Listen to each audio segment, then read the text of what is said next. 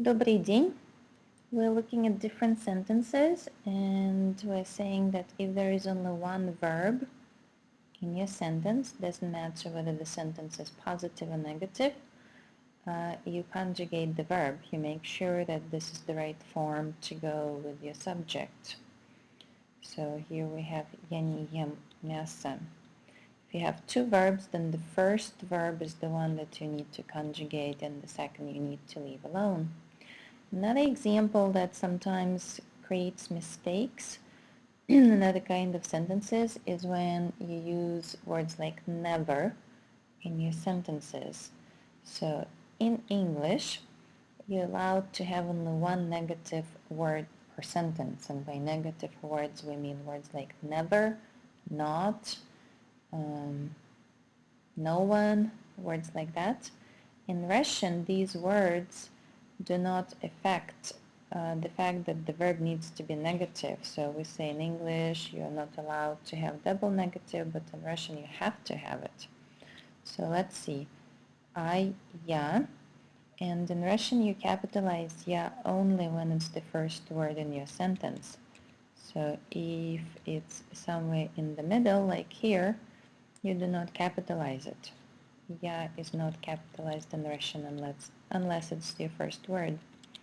So going back here, never, никогда, and in Russian the word order is flexible, but we do have preferences for some sentences, like we ask what's your name in a particular way, we say how are you in a particular way.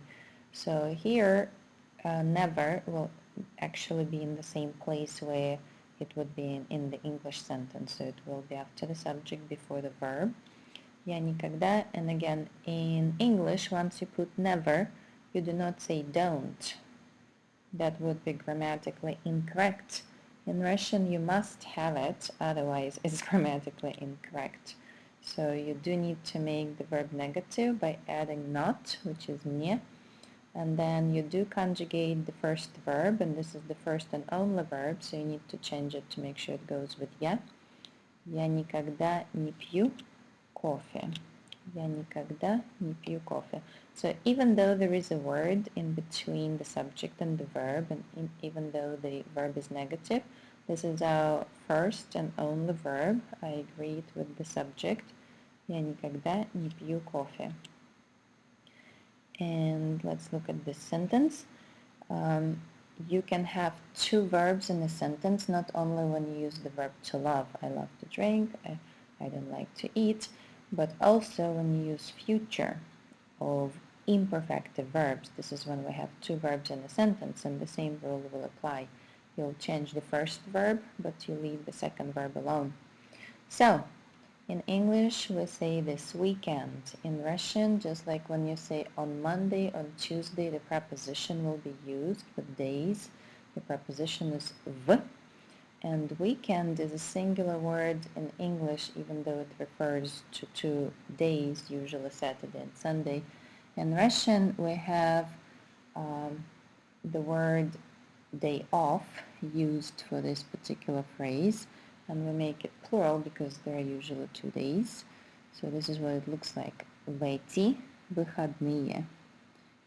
On these days off. В эти выходные. And now we have I will be. Я буду. And then watching will be смотреть. And then football, when Americans say football, they mean American football. When we say football, we mean soccer. So here we will be clarifying американский football. And again, when you look at the sentence, в эти выходные я буду смотреть американский football. We have two verbs here. This is the future of the imperfective verb. So only the first verb needs to be conjugated. The second one is in the infinitive form. And finally, we'll look at verbs of motion. So she loves to go to California. She, она, loves, любит, third person singular. Ездить, to go. The second verb is in the infinitive form. And this is, we have a destination. This is another reason to use accusative case. California, я changes to you. Она любит ездить в Калифорнию. Soft sign infinitive, no soft sign third person singular.